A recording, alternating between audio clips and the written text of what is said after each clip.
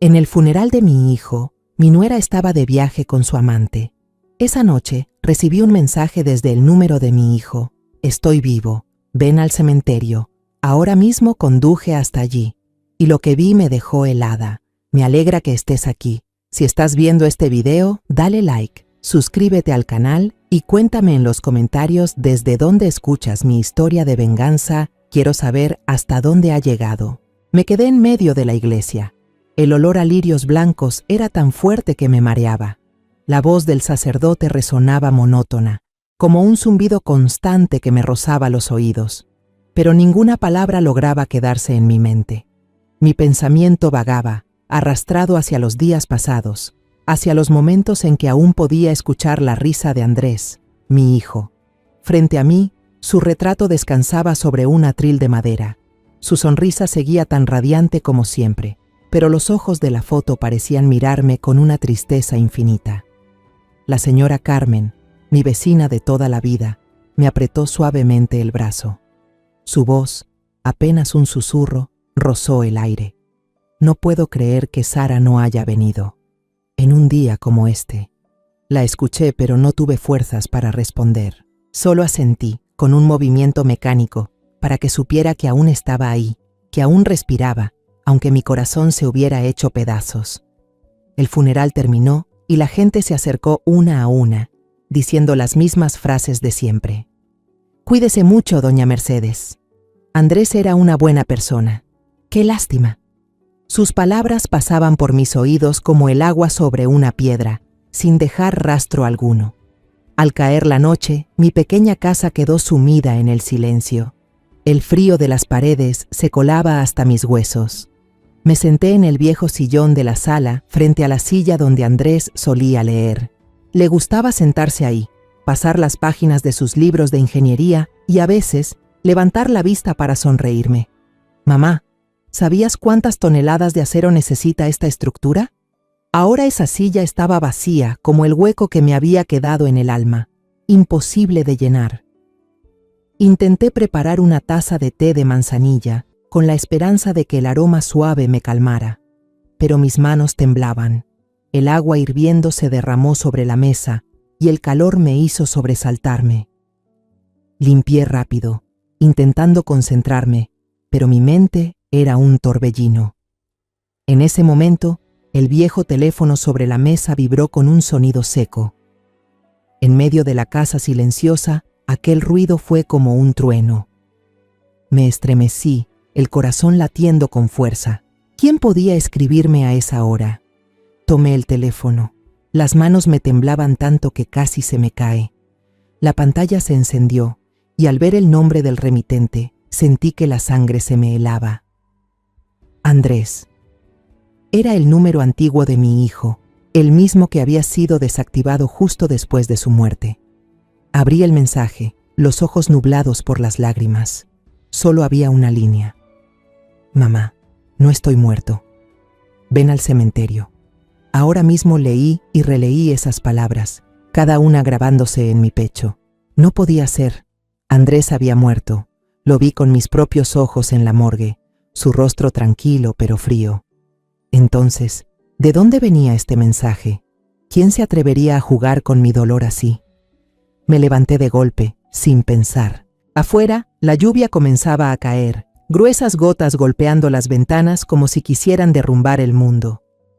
Agarré el abrigo de lana que colgaba en el perchero y las llaves del coche. No sabía lo que hacía, solo sabía que debía ir al cementerio, de inmediato, como si una fuerza invisible me empujara. Conduje bajo la lluvia, los faros cortando la cortina de agua. Las calles de Querétaro estaban desiertas a medianoche, solo el sonido de las llantas sobre el asfalto mojado me acompañaba. No podía pensar en nada más que en aquel mensaje. Mamá, no estoy muerto. ¿Cómo era posible? Pero si existía una mínima esperanza, por pequeña que fuera, de que Andrés siguiera con vida, tenía que aferrarme a ella. Detuve el coche frente a la entrada del cementerio de la ciudad. La pesada puerta de hierro estaba entreabierta, lo justo para que una persona pudiera pasar, como si alguien lo hubiera hecho a propósito, esperándome. Bajé del coche. La lluvia golpeaba mi rostro, helada, pero yo no sentía nada. Empujé la puerta y entré. El aire húmedo y el olor a tierra fresca se mezclaban con el frío de la noche. Las luces amarillas parpadeantes proyectaban sombras sobre las lápidas torcidas, creando un escenario lúgubre y aterrador. Seguí el camino de grava que conducía a la zona nueva del cementerio donde descansaba Andrés. Mis pasos sobre las hojas mojadas producían un crujido leve, como si alguien susurrara en la oscuridad. Mi corazón latía con fuerza entre la esperanza y el miedo. No sabía qué esperaba encontrar. ¿Un milagro? ¿Una verdad espantosa? ¿O solo una broma cruel? A lo lejos, vi la tumba de Andrés. La tierra aún era reciente, sin rastro de hierba. Los ramos de flores que la gente había dejado esa mañana ya se marchitaban bajo la lluvia, y los pétalos blancos caían al suelo. Reduje el paso. Cada movimiento me pesaba como una carga inmensa. Y entonces mi corazón se detuvo. Había alguien de pie allí, justo frente a la lápida de mi hijo. Soy doña Mercedes Ramírez. Tengo 65 años y soy una madre soltera que dedicó toda su vida a criar a su hijo para que se convirtiera en un hombre bueno y talentoso. Cuando mi esposo murió de un derrame cerebral, Andrés apenas era un joven universitario. Aún recuerdo las noches interminables bajo la luz tenue de la cocina, revisando cada peso que ganaba en mi trabajo de medio tiempo en un taller de costura, solo para asegurarme de que Andrés pudiera pagar la matrícula. Pero verlo crecer y convertirse en un ingeniero exitoso hizo que todo el sacrificio valiera la pena. Andrés era la luz de mi vida, la razón por la que me levantaba cada mañana, incluso cuando estaba agotada. El día que Andrés me presentó a Sara Márquez, sentí que mi corazón florecía. Sara era hermosa, con un cabello negro brillante y una sonrisa radiante. Trabajaba en marketing, era elocuente y sabía cómo hacer que los demás se sintieran cómodos. Recuerdo aquella tarde en la sala de mi casa, con una taza de café en la mano, contándome con entusiasmo sobre los proyectos en los que trabajaba. Doña Mercedes, la admiro mucho, dijo con los ojos brillantes. Andrés me contó que usted lo crió sola. Ojalá algún día yo sea tan fuerte como usted. Sus palabras me conmovieron. Sentí que no solo tenía un hijo, sino también una hija. Después de su boda, decidí mudarme a una pequeña casa en las afueras de Querétaro. No era grande, tenía solo 2 habitaciones y un pequeño jardín, pero para mí estaba llena de recuerdos. No quería ser una suegra entrometida, alguien que interfiriera en la vida de los recién casados. Quiero que tengan su propio espacio, le dije a Andrés cuando se opuso. Él me abrazó y susurró, mamá, solo quiero que estés cerca. Pero yo sabía que debía dejarlo construir su propio hogar. Los primeros meses después de la boda parecían perfectos. Sara solía llamarme, siempre alegre. Mamá, ¿viene a cenar el fin de semana? Voy a preparar pozole, el que tanto le gusta.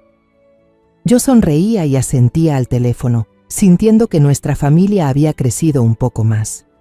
Andrés me enviaba fotos de sus viajes, en la playa de Puerto Vallarta, o frente a las paredes cubiertas de bugambillas en San Miguel de Allende. En las imágenes, Andrés siempre sonreía, abrazando a Sara, y yo pensaba que mi hijo finalmente había encontrado la felicidad verdadera. Pero entonces, las grietas empezaron a aparecer, tan pequeñas que al principio no les di importancia. Los almuerzos de los domingos, cuando solía cocinar una mesa llena de platos tradicionales para que toda la familia se reuniera, se volvieron menos frecuentes. Andrés empezó a venir solo, con la excusa: Sara está ocupada, tiene que reunirse con unos socios en la ciudad, mamá. Está muy atareada con el proyecto de fin de año. Asentí, tratando de no pensar demasiado. Sara trabajaba en marketing, un campo exigente, y no quería juzgarla. Pero la forma en que Andrés sonreía forzadamente al hablar de su esposa me hizo sentir un leve dolor en el pecho. Algo no estaba bien, pero me repetí que tal vez solo eran problemas normales entre esposos jóvenes. Luego, las llamadas de Andrés en plena noche se hicieron más frecuentes. Llamaba tarde, cuando ya estaba en la cama, con la voz ronca por el cansancio. Mamá, Sara no volverá a casa esta noche, decía, intentando sonar tranquilo. Dijo que se quedará en el hotel porque mañana tiene una reunión temprano. Escuchaba el peso en sus palabras, como si tratara de esconder un dolor. Quizás solo está ocupada, hijo, respondí, aunque ni yo misma estaba segura de creerlo.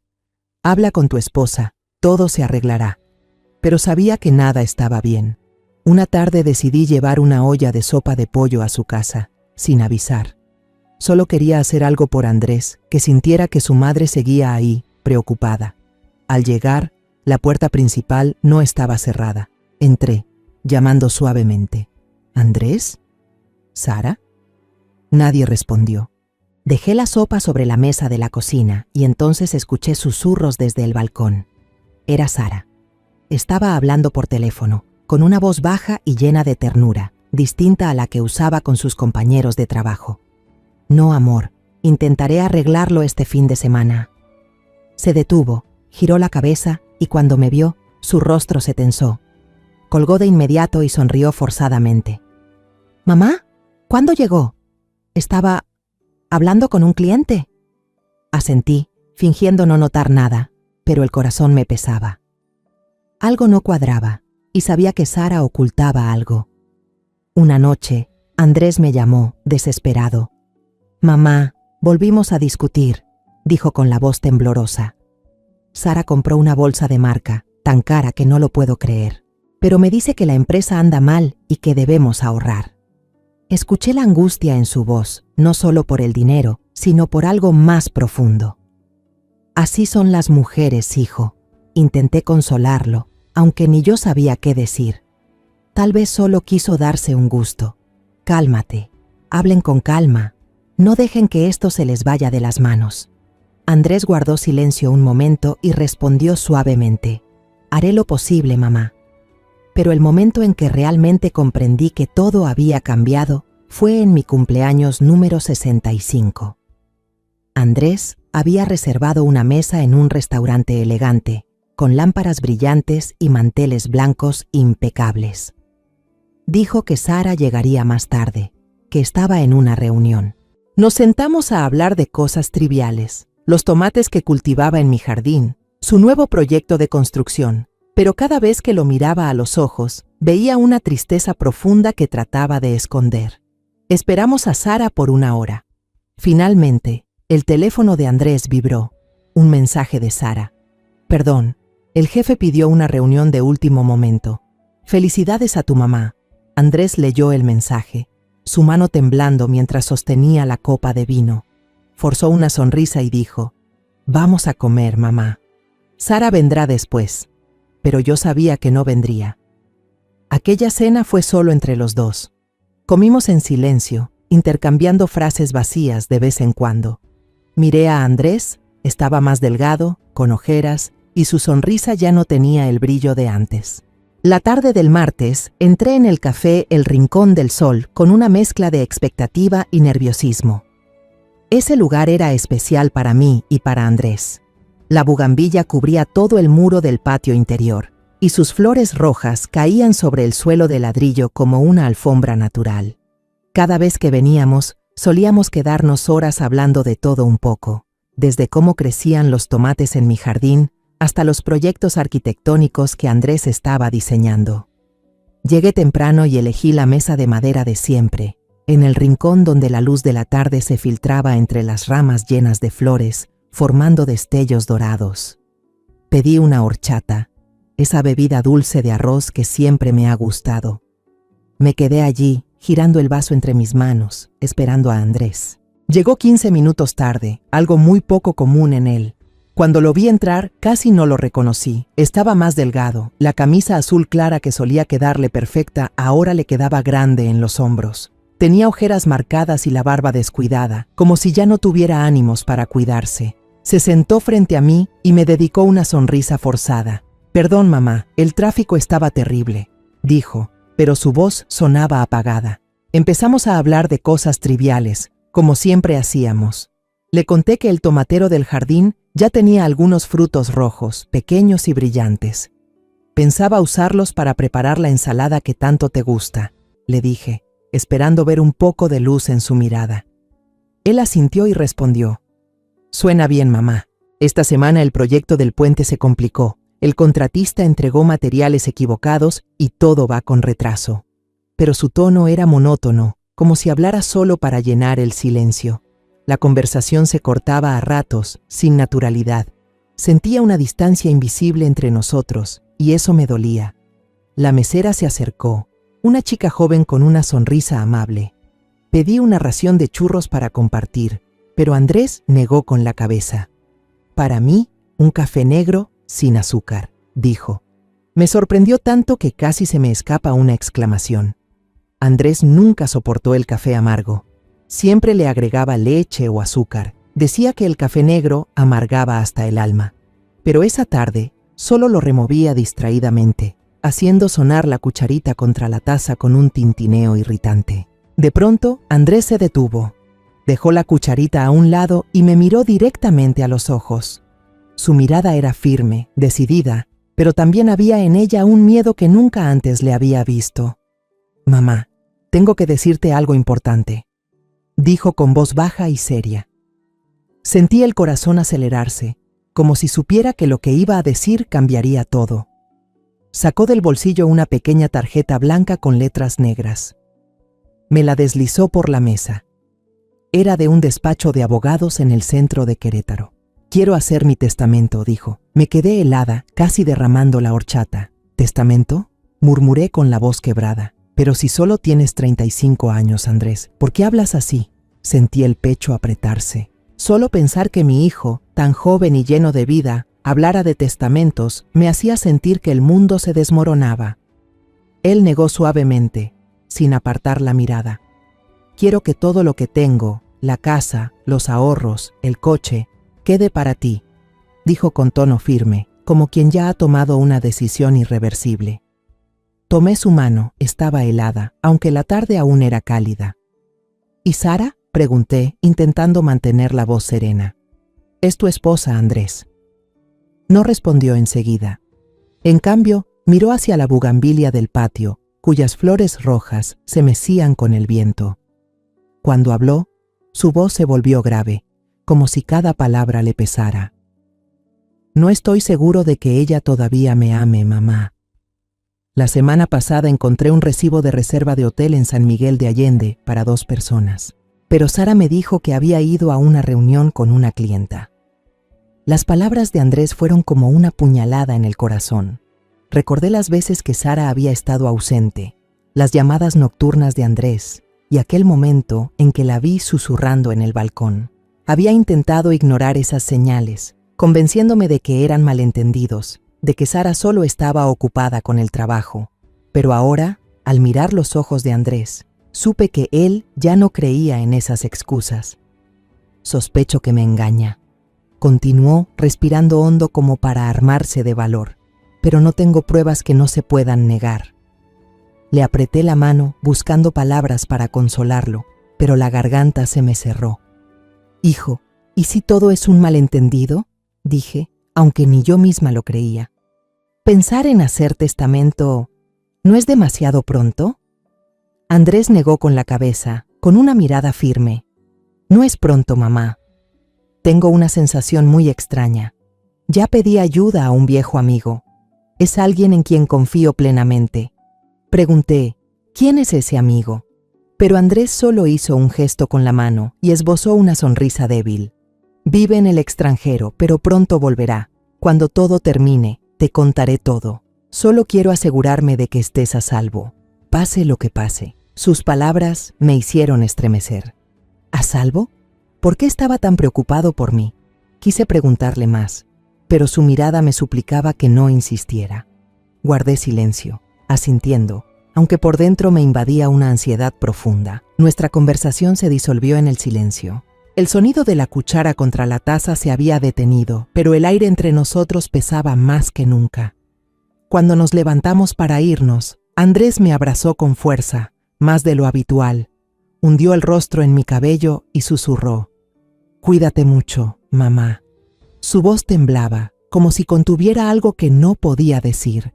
Lo abracé, sintiendo el calor de mi hijo, pero también una distancia invisible que no podía romper. Me quedé allí, mirando cómo Andrés se alejaba en su sedán plateado, hasta que dobló la esquina. La luz del atardecer caía sobre la calle, haciendo brillar el coche como un adiós. No sabía que esa sería la última vez que vería a mi hijo con vida. Una semana después de aquel encuentro, estaba en el jardín regando las hortalizas. El sol de la mañana atravesaba las ramas de los árboles, haciendo brillar las gotas de agua sobre las hojas como pequeñas perlas. Me encantaban las mañanas así, cuando todo parecía en calma, solo con el canto de los pájaros y el murmullo del agua del aspersor. Pero ese día, la tranquilidad se rompió con el timbre del teléfono dentro de la casa, un sonido agudo y persistente, como si exigiera atención inmediata. Me limpié las manos en el delantal, aún manchadas de tierra, y entré. Descolgué el auricular, respirando con dificultad por haber caminado rápido. «¿Hola? ¿Quién habla?» Del otro lado se oyó la voz de un hombre desconocido, grave y contenida, como si luchara por mantener la calma antes de decir algo doloroso. «¿Podría hablar con la señora Mercedes Ramírez?» Respondí. «Sí, soy yo», pero el corazón ya me latía con fuerza, presintiendo lo peor. «Señora, le habla el oficial Morales del Departamento de Policía de Querétaro», dijo. Solo al escucharlo tuve que apoyarme en la mesa para no caer. «¿Qué sucede, oficial?», pregunté con la voz temblorosa, tratando en vano de mantener la compostura. La voz del oficial resonó, lenta pero pesada. «Lamentamos tener que informarle. Hubo un accidente en la autopista hacia San Juan del Río, un sedán plateado, placas». Leyó el número y sentí que la sangre se me helaba. Era el auto de Andrés. Su hijo, el señor Andrés Ortega, no sobrevivió. La frase «no sobrevivió» fue como un martillazo en mi cabeza. El teléfono se me resbaló de las manos y cayó al suelo de baldosas con un golpe seco. El mundo a mi alrededor se hundió en silencio. Solo escuchaba la sangre retumbando en mis oídos, un zumbido sordo como el del mar. No sé en qué momento me desplomé en el piso. Mis rodillas golpearon el azulejo, pero no sentí dolor. Mi mente estaba vacía y solo veía a Andrés, su sonrisa, su mirada cálida, su abrazo fuerte en aquel café. Recogí el teléfono con las manos temblando y casi grité al auricular. ¿Accidente? ¿Por qué? ¿Cómo pudo pasar? Mi voz sonaba ajena, quebrada. «Mi hijo me dijo la semana pasada que llevaría el coche al taller el lunes. Él era muy cuidadoso. No puede haber sido un accidente». Del otro lado hubo silencio unos segundos, y luego el oficial Morales respondió con un tono compasivo que supe que era fingido. «Señora, entendemos su conmoción. El informe preliminar indica que los frenos del vehículo fallaron. El coche perdió el control y chocó contra la barrera. ¿Frenos dañados?». Negué con la cabeza una y otra vez, como si pudiera verlo a través del teléfono. «Imposible», grité casi. «Andrés era muy cuidadoso. Jamás dejaría que su coche tuviera un problema así». Pero él solo repitió. «Por ahora no tenemos evidencia de un acto criminal. Seguiremos investigando al colgar». Me quedé ahí, en el suelo frío, abrazando mis rodillas. No lloré, no porque fuera fuerte, sino porque el dolor era tan grande que me paralizó. Andrés, mi único hijo, el ser al que dediqué toda mi vida, se había ido. No podía creerlo. Apenas una semana antes había estado frente a mí, hablándome de su testamento, de sus inquietudes, de Sara, y ahora ya no estaba. Lo primero que hice, cuando logré calmarme un poco, fue llamar a Sara. Marqué su número, con las manos temblando tanto que tuve que intentarlo varias veces. El teléfono sonó, pero pasó directo al buzón de voz. Su voz alegre y despreocupada se escuchó. «Hola, soy Sara, estoy ocupada, deja tu mensaje». Volví a llamar y esta vez dejé un mensaje, con la voz ahogada. «Sara, llámame ya, ha pasado algo. Andrés ya no está». Le envié varios mensajes más. «¿Dónde estás, Sara? Llámame». A Andrés le pasó algo, pero todos quedaban en enviado, nunca en leído. Me quedé mirando la pantalla, sintiendo que el mundo entero me daba la espalda. Los días siguientes pasaron como en una pesadilla. Tuve que encargarme de todo yo sola. Fui al depósito de cadáveres para identificar a Andrés. Cuando lo vi ahí, con el rostro sereno pero sin vida, tuve que morderme los labios para no gritar. Elegí un ataúd de madera sencillo, tal como él era, sin ostentación, solo limpio y cálido. Me puse en contacto con la iglesia. Fijé la fecha del servicio. paso a paso, como una máquina sin emociones, porque si me permitía sentir, me derrumbaría por completo. La noche antes del funeral, me senté en la sala abrazando el marco con la foto de Andrés cuando era niño. En la foto, él estaba en el jardín, sosteniendo un tomate rojo brillante y sonriendo de oreja a oreja. «Mamá, este es el más grande de todos», gritó así, como si fuera el mayor logro de su vida.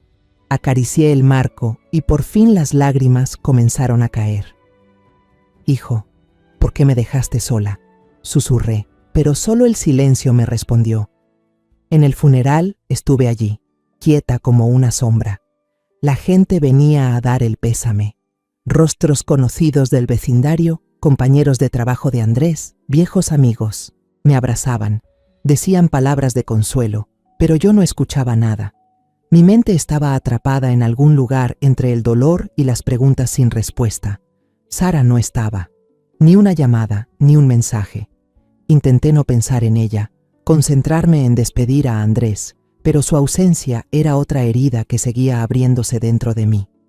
Entre la multitud, doña Carmen, mi vecina desde que mi esposo murió, me llevó aparte. Su rostro reflejaba preocupación y sus manos temblaban al ponerme el teléfono en las mías. «Mercedes, lo siento, pero mi hija acaba de ver esto en las redes». Miré la pantalla y mi corazón se detuvo. Era una foto de Sara, de pie en la playa de Cancún, con un bikini rojo brillante, sonriendo como si nada hubiera pasado. Llevaba del brazo a un hombre moreno, ambos alzaban sus copas de cóctel, los ojos llenos de felicidad. El texto debajo decía, «El paraíso es real». La foto había sido publicada solo unas horas antes, el mismo día del funeral de Andrés. En ese instante, todo dentro de mí se rompió. Recordé el rostro cansado de Andrés en el café, su voz repitiendo, «No estoy seguro de que ella todavía me quiera». Sus palabras sobre el testamento, sus inseguridades, sus sospechas de infidelidad. Y ahora esa foto. Todo encajaba, como piezas de un rompecabezas terrible. ¿Frenos dañados? Con lo cuidadoso que era Andrés, lo sabía mejor que nadie. Y Sara, quien debería estar aquí, estaba riendo en una playa lejana junto a otro hombre. El dolor dentro de mí se transformó en algo distinto, frío, firme y afilado como una hoja de cuchillo. Ahora la lluvia golpea mi rostro, helada, pero no siento nada. El mundo parece reducido a mí, la tumba de Andrés, y el hombre que se mantiene inmóvil frente a la lápida como una estatua. Un viento fuerte sopla, las ramas secas crujen, como si el propio cementerio murmurara algo. El hombre se estremeció, giró un poco, y ese pequeño movimiento rompió el silencio opresivo, empujándome a avanzar. Caminé despacio, los tacones hundiéndose en la tierra húmeda, el crujido de la grava resonando en medio de la quietud. Cuando estuve a pocos pasos, lo vi mejor. Llevaba una chaqueta de cuero vieja, el cabello canoso empapado y pegado a la frente. Bajo la luz tenue, su rostro mostraba una vida marcada por el dolor. Las arrugas alrededor de los ojos contaban su historia, pero sus ojos, firmes y claros, tenían algo familiar. Ya había visto ese rostro, en las fotos viejas que Andrés me mostró alguna vez. Los días felices de universidad, cuando él y sus amigos reían juntos. Mi corazón comenzó a latir con fuerza, casi escapando del pecho. ¿Doña Mercedes? Su voz era grave y ronca, pero firme, rasgando la oscuridad. Me quedé helada, tartamudeando. ¿Usted? ¿Quién es? ¿Dónde está mi hijo? La pregunta salió por instinto, aunque sabía que Andrés no podía estar allí. Pero aquel mensaje, esas palabras, «no estoy muerto», habían sembrado una chispa de esperanza loca dentro de mí, aunque solo fuera por un instante. El hombre dio un paso hacia mí sin apartar la mirada. «Soy Julián Herrera», dijo, y de inmediato los recuerdos me invadieron como una ola. Julián, el mejor amigo de Andrés desde la secundaria, el que se había mudado con su familia a España hacía 20 años. Andrés solía hablar de él con orgullo, llamándolo el hermano en quien más confiaba. Susurré, incrédula. ¿Julián? ¿El amigo del que Andrés me habló? Él asintió, con el rostro lleno de culpa, como si cargara un peso enorme. «Fui yo quien envió ese mensaje», dijo, con la voz grave. Usé un dispositivo especial que puede simular el número antiguo de Andrés. Lamento haberme hecho pasar por él, doña Mercedes. Sé que fue cruel, pero si hubiera llamado con mi nombre, quizá usted no me habría creído, ni habría venido aquí a medianoche. Se detuvo un momento, bajó la vista, como si luchara consigo mismo.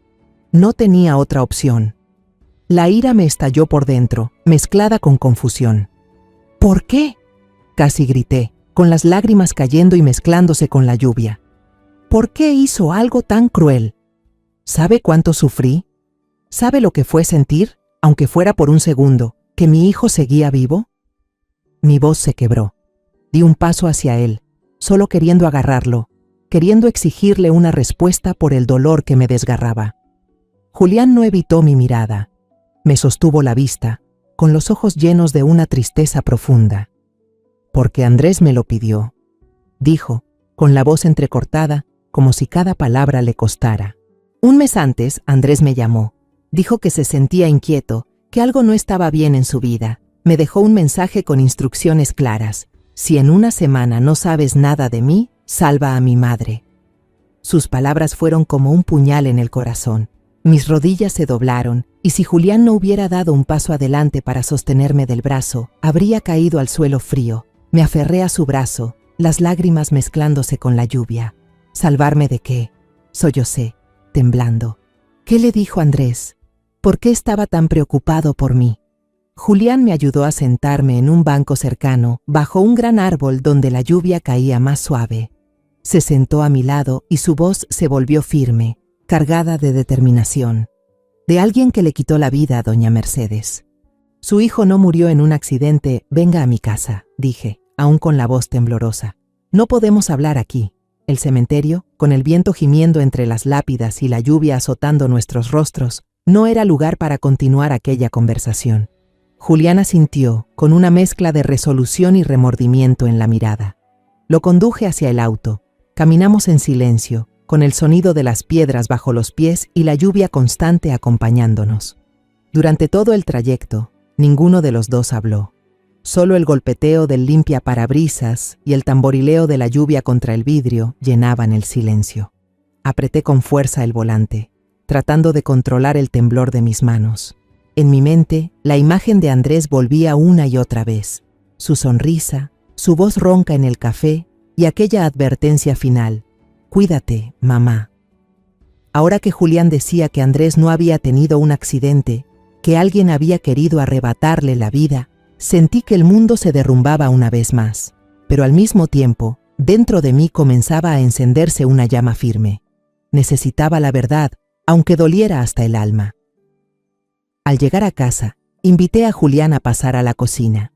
Mi pequeña cocina, con su vieja mesa de madera y las macetas en el alféizar, de pronto me pareció extraña, como si perteneciera a otra vida. Puse a calentar agua. Mis manos aún temblaban, aunque un poco menos. Necesitaba hacer algo, aunque solo fuera preparar una taza de té, para no desmoronarme. Julián se sentó a la mesa, se quitó la chaqueta de cuero empapada y la colgó en el respaldo de la silla. Puso una tableta sobre la mesa, la pantalla negra, como si esperara revelar los secretos que Andrés había dejado atrás. Fui inspector de policía en Madrid, empezó Julián con una voz grave y clara, la de alguien acostumbrado a enfrentarse a verdades duras. Me jubilé temprano por motivos de salud, pero Andrés y yo crecimos juntos en este barrio antes de que mi familia se mudara. Nunca perdimos el contacto. Hizo una pausa, la mirada perdida, recordando los viejos tiempos. Andrés era mi mejor amigo. Siempre fue un hombre confiable, que ponía a su familia por encima de todo. Por eso cuando me llamó hace unos meses, supe que algo grave pasaba. Encendió la tableta y tras unos toques, abrió un archivo protegido. «Esto es lo que Andrés me envió», dijo en voz baja. La pantalla se iluminó y me incliné para mirar. Primero apareció un extracto de la cuenta bancaria conjunta de Andrés y Sara. Los números fríos y despiadados se desplegaron ante mis ojos. Vi grandes retiros de efectivo, regulares, todos los fines de semana, en cajeros automáticos cerca de un resort y un casino a las afueras de la ciudad. Andrés nunca apostó, susurré con voz temblorosa. Recordaba bien que mi hijo era cuidadoso con el dinero. Siempre decía que cada peso ahorrado era para construir el futuro. Él jamás haría eso. Julián asintió y siguió deslizando la pantalla. Apareció una captura del portátil personal de Andrés, con un mensaje en rojo. La cuenta ha sido bloqueada por demasiados intentos fallidos de inicio de sesión. Fruncí el ceño sin entender. Julián explicó. Andrés dijo que solo Sara sabía que guardaba documentos importantes en su computadora. Ella intentó entrar para sacar algo, pero no lo logró. Sentí un escalofrío recorrerme la espalda. Sara, la nuera que yo había querido tanto, la que consideraba como una hija, ahora se me aparecía como una desconocida. Entonces, Julián abrió una aplicación de mensajería. En la pantalla aparecieron capturas de conversaciones que Andrés había hecho del teléfono de Sara mientras ella dormía. El destinatario se llamaba Tomás Medina. Leí cada línea, cada palabra cortándome el alma. «Cariño, este fin de semana, ¿sí? En el lugar de siempre», escribió Tomás. Sara respondió, «Claro, mi amor. Le diré al viejo que tengo un viaje de trabajo». Otro mensaje de Tomás. «¿Cuándo podremos estar juntos abiertamente? Estoy cansado de esconderme». Y la respuesta de Sara, fría y cruel. «Muy pronto, amor. El plan va bien». Me quedé inmóvil, las lágrimas cayendo sobre la vieja mesa de madera. Aquellas palabras destrozaban la imagen que yo había tratado de mantener, creyendo que Sara solo estaba ocupada, confundida, o que todo era un malentendido. «Tomás Medina es un agente inmobiliario», dijo Julián con voz grave. «Está en apuros económicos. Sara y él llevan más de un año viéndose». Me cubrí el rostro, intentando contener los sollozos, pero fue inútil. Andrés, mi hijo, había vivido en esa mentira, soportando solo un dolor que yo jamás supe ver. Julián continuó, con la voz llena de tristeza. Andrés sabía que no podía enfrentarse a ellos solo. Había planeado reunir suficientes pruebas para divorciarse de Sara, proteger su patrimonio y, lo más importante, llevarla a usted a España para que viviera conmigo y mi familia. Temía que Sara pudiera hacerle daño si todo salía a la luz. Deslizó el dedo por la pantalla y abrió un correo de confirmación. Eran 2 boletos de avión solo de ida de Querétaro a Madrid, a nombre mío y de Andrés. La fecha de vuelo era el martes siguiente. No alcancé a volver para ayudarlo con los trámites, cuando todo ocurrió. Terminó Julián, con la voz quebrada, como si se culpara a sí mismo. Levanté la vista y me limpié las lágrimas, pero siguieron cayendo sin control. El dolor por la pérdida de Andrés seguía desgarrándome el corazón, pero debajo de ese dolor, una nueva llama empezaba a encenderse. Una llama fría, afilada, de rabia y determinación. Miré a Julián, con la voz más firme que antes. «¿Qué hacemos ahora?», pregunté, con una seguridad que sonaba como si el dolor me hubiera forjado en alguien distinto, más fuerte, más decidida. Julián me miró, con una expresión seria, pero también prudente. «Lo que tenemos son solo pruebas indirectas», dijo, tocando suavemente la mesa de madera con los dedos. «Demuestran que Sara fue infiel y que tenía un motivo, pero para probar que ella le quitó la vida a Andrés, necesitamos una evidencia irrefutable». La palabra «quitó la vida» cayó como una cuchillada, pero no me estremecí. Estaba lista para enfrentar la verdad, por cruel que fuera. «Entonces, ¿qué debemos hacer?», pregunté, con las manos heladas apretadas entre sí. Sentía las uñas clavarse en las palmas, pero ese dolor no era nada comparado con el fuego que ardía dentro de mí. Julián se inclinó hacia adelante, con la voz grave. «Conozco a alguien», dijo. «Un detective privado, se llama Vargas. Es muy bueno y discreto. Si alguien puede encontrar las pruebas que necesitamos, es él». A la mañana siguiente, manejamos hasta un pequeño restaurante en las afueras de Querétaro, donde nadie nos reconocería. El lugar estaba escondido tras un camino de tierra, con unas pocas mesas de madera y el aroma intenso del café tostado. Elegí un rincón apartado, donde no llegaba la luz del sol, como si quisiera esconderme del mundo. Vargas llegó puntual, Un hombre de mediana edad, con un aspecto tan común que era fácil olvidarlo, pero sus ojos eran filosos como cuchillas, capaces de atravesar cualquier secreto. Vestía una chaqueta de tela gastada, llevaba una libreta en la mano y se sentó frente a nosotros sin palabras innecesarias. Julián y yo le contamos todo, las sospechas de Andrés, los mensajes de Sara, la foto de ella en la playa de Cancún el día del funeral. Vargas escuchó sin interrumpir. Solo escribía de vez en cuando en su libreta con trazos rápidos y precisos. Cuando Julián le mostró los extractos bancarios y las capturas del portátil de Andrés, Vargas asintió sin decir nada. Finalmente, cuando terminamos, se recostó en la silla y nos observó con una mirada calculadora.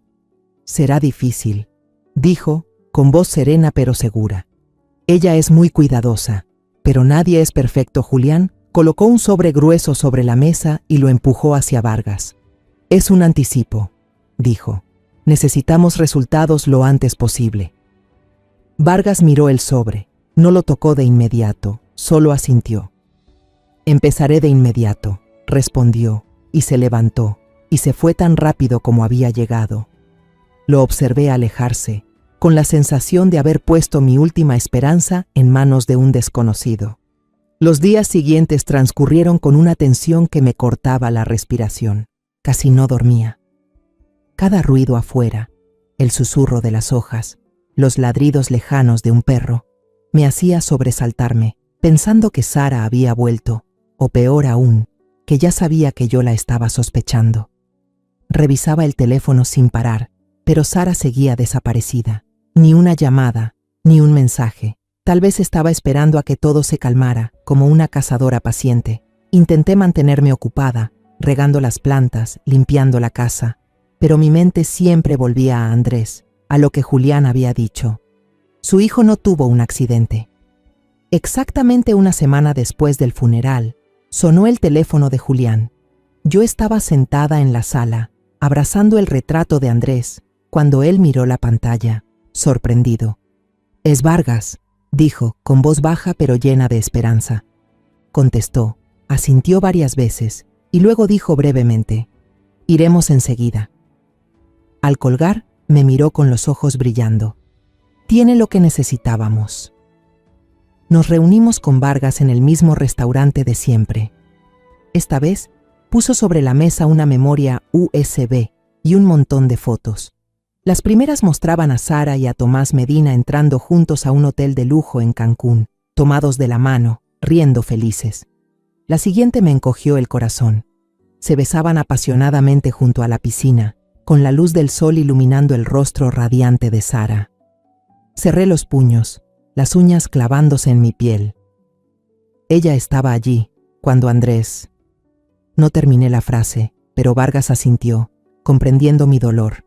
«Esto es lo importante», dijo Vargas, señalando la memoria USB. Instalé un micrófono diminuto bajo el asiento del coche rentado de Medina en Cancún. Hablaban mientras iban camino al aeropuerto para regresar. Conectó la USB a su computadora, se puso los auriculares, buscó un fragmento y activó el altavoz. Contuve la respiración, preparándome para lo que estaba por oír. La voz de Tomás sonó primero, temblorosa, llena de preocupación. «¿Estás segura de que todo está bien? ¿Nadie sospecha nada?» Luego se oyó la voz de Sara, cómplice y escalofriante. «¿De qué te preocupas?» «Un trágico accidente. Solo un pequeño corte en el tubo del freno y listo. Andrés muere y nosotros lo tenemos todo. La casa, los ahorros y la enorme póliza de seguro de vida que acababa de comprar». Sentí que el corazón se me apretaba.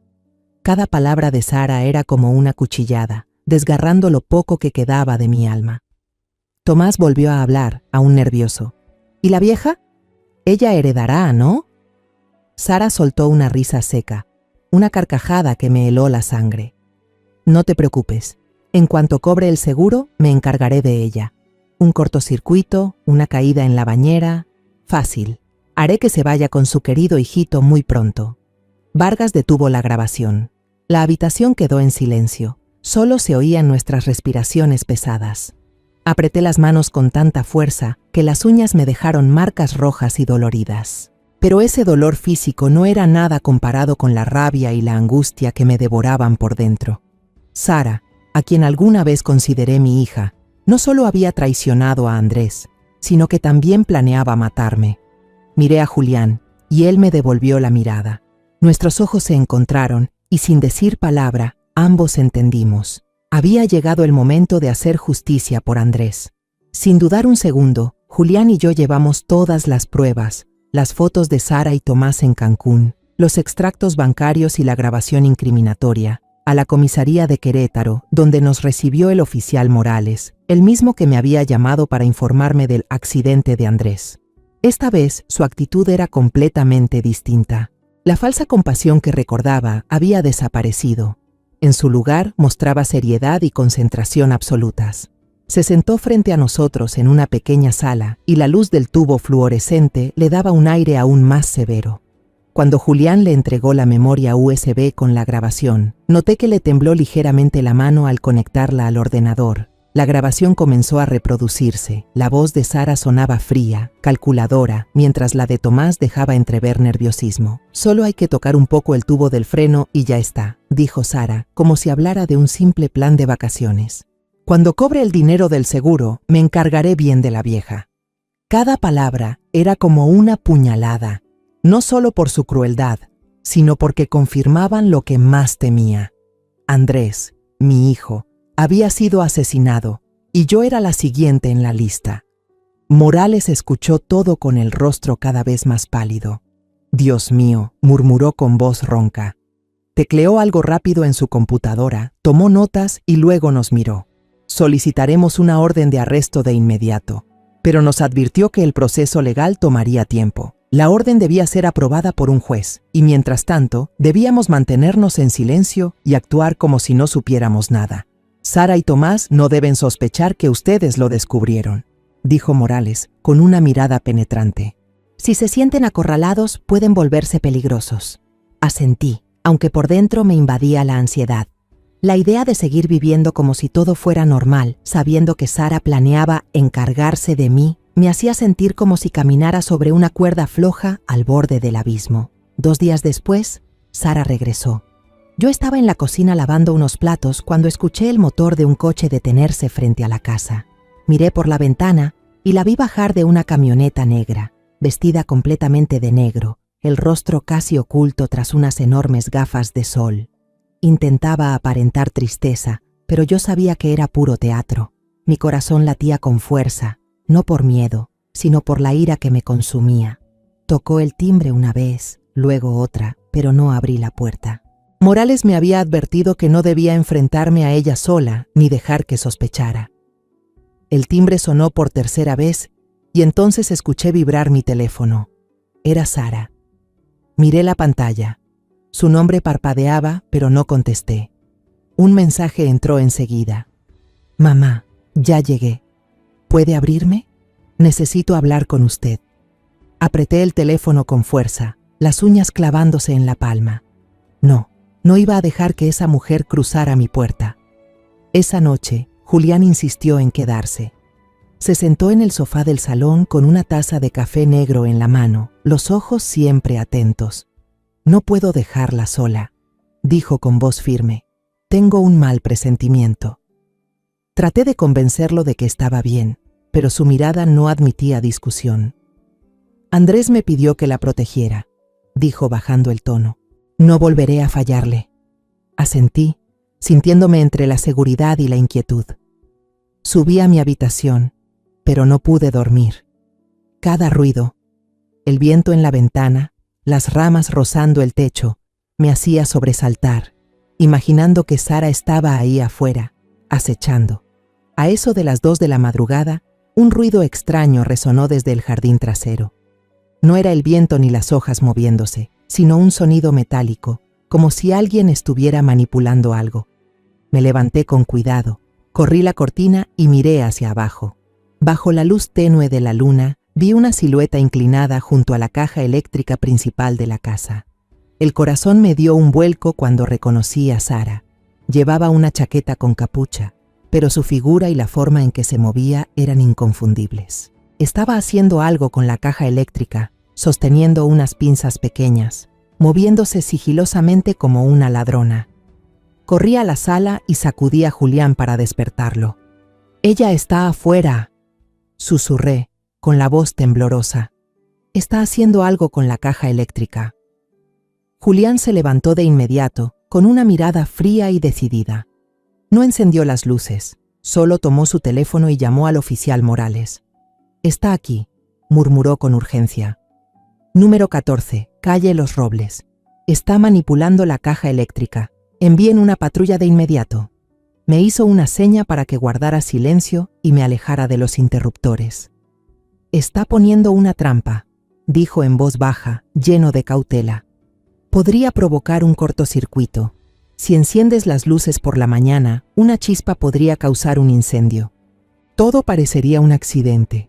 Nos quedamos en la oscuridad, conteniendo la respiración, escuchando. El sonido metálico afuera se detuvo, pero aún podía sentir la presencia de Sara, como un fantasma al acecho. Mi corazón latía con fuerza, no por miedo, sino por la rabia que me consumía. Ella ya me había arrebatado a Andrés, y ahora quería quitarme la vida solo para quedarse con el dinero del seguro y vivir libremente con Tomás. Cerré los puños, las uñas clavándose en mi piel, pero no me importó. Solo quería que la atraparan. Quería justicia para mi hijo. Unos minutos después, escuché el sonido suave de un motor que se detenía al final de la calle. No había sirenas, solo un silencio tenso. Los haces de linternas iluminaron el jardín, y luego un grito desgarrador de Sara rompió la noche. Julián y yo corrimos hacia la ventana y vimos a los policías irrumpir. Sara estaba paralizada bajo la luz, con un rollo de cable y unas pinzas en la mano. Sus herramientas estaban esparcidas por el suelo, pruebas imposibles de negar. Intentó gritar, desesperada. «¿Qué están haciendo?» Solo estaba revisando la caja eléctrica». Pero la agente al mando, una mujer de mirada severa, negó con la cabeza. «Señora Sara Márquez, queda arrestada por sospecha de vandalismo y tentativa de causar daño». En ese momento, el oficial Morales llamó a Julián para informarle que Tomás Medina había sido detenido en el aeropuerto de Querétaro. Estaba a punto de abordar un vuelo solo de ida a Panamá, con una maleta llena de dinero en efectivo, el dinero del seguro de vida de Andrés que Sara había retirado rápidamente. «Ya confesó todo», dijo Morales por teléfono, con evidente satisfacción. Admitió haber ayudado a Sara a sabotear los frenos del coche de Andrés, pero asegura que fue idea de ella.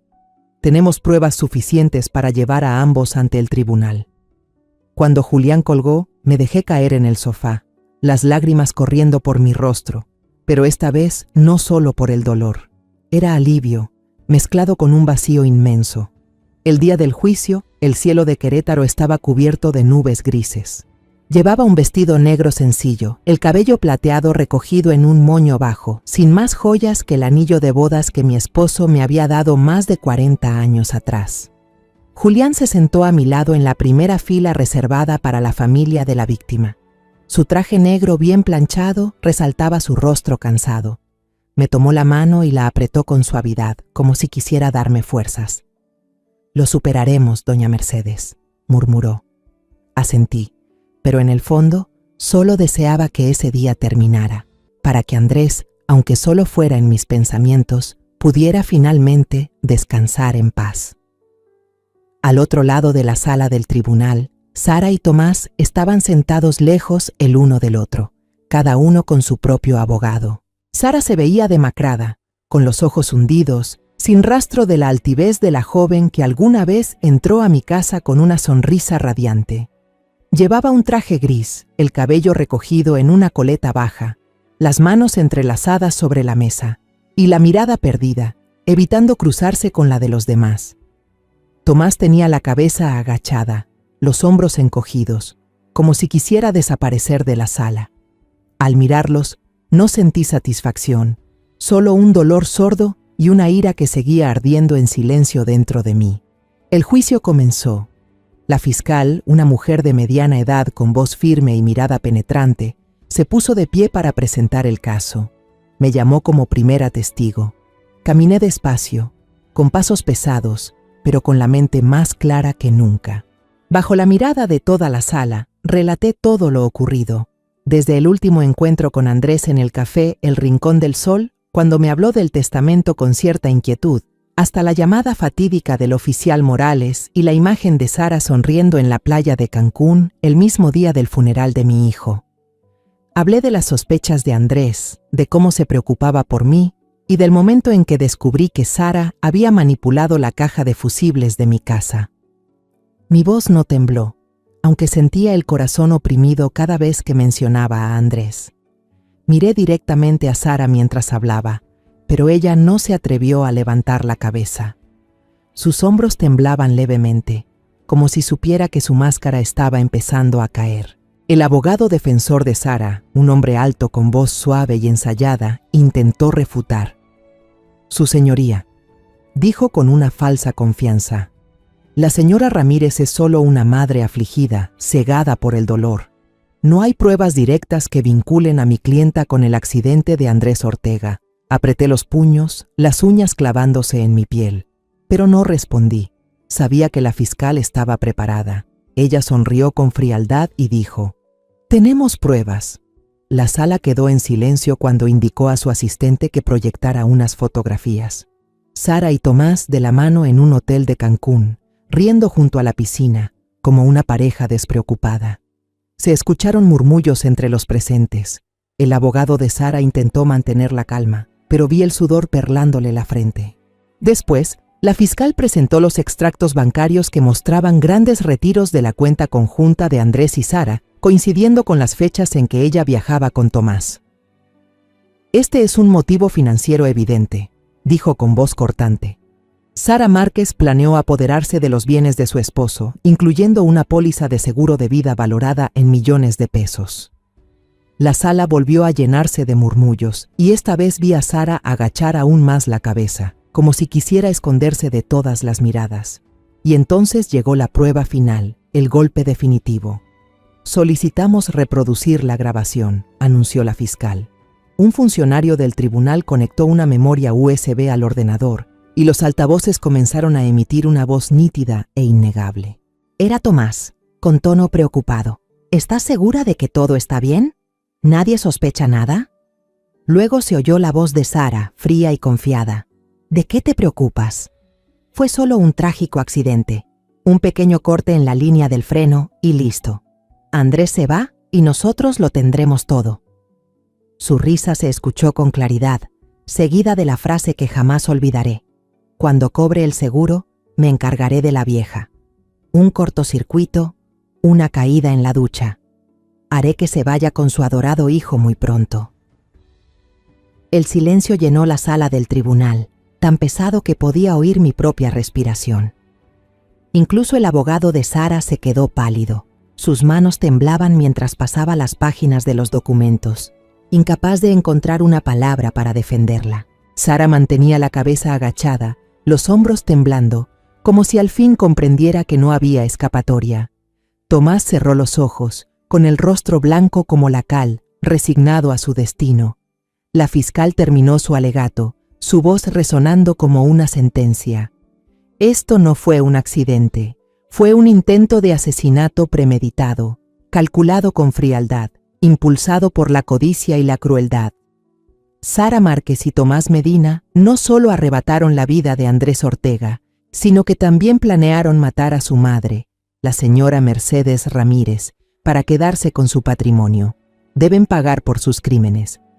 Cuando el jurado salió de la sala para deliberar, yo permanecí sentada, con las manos entrelazadas, la mirada fija al frente pero sin realmente ver nada. Julián puso su mano sobre mi hombro, sin decir palabra, pero su presencia bastaba para que no me sintiera sola. Pensé en Andrés, en los años que compartimos, en su sonrisa de niño, en cómo me abrazó con fuerza antes de marcharse. Me pregunté si él sabía que yo había luchado por él, que no permití que su sacrificio quedara en vano. El jurado regresó 2 horas después, y en sus ojos ya no había duda alguna. El juez, un hombre mayor de voz grave, se puso de pie y leyó la sentencia. Sara Márquez, culpable de asesinato en primer grado y conspiración para cometer asesinato, condenada a 35 años de prisión sin derecho a libertad condicional. Sara rompió a llorar, con la cabeza baja, mientras los policías le colocaban las esposas y la sacaban de la sala. Tomás Medina, continuó el juez, culpable de complicidad en asesinato, condenado a 25 años de prisión. Tomás no dijo nada, solo inclinó la cabeza y se dejó llevar por los agentes. El golpe del mazo del juez resonó en la mesa, marcando el final del juicio. La sala entera pareció exhalar aliviada, pero yo no sentí satisfacción alguna. Solo una extraña sensación de vacío me envolvía. Se había hecho justicia, pero Andrés nunca volvería. Cerré los ojos y vi su rostro, su sonrisa brillante como un rayo de sol en verano. Susurré, lo bastante bajo para que solo él y yo lo escucháramos. Hijo, ya puedes descansar en paz. En los días siguientes al juicio, mi pequeña casa pareció menos fría. La luz del sol comenzó a filtrarse por la ventana, dejando parches cálidos sobre el viejo piso de baldosas. El jardín del fondo, donde solía regar las plantas entre lágrimas, ahora rebosaba vida con nuevos brotes verdes. Julián no regresó a España tan pronto como pensé.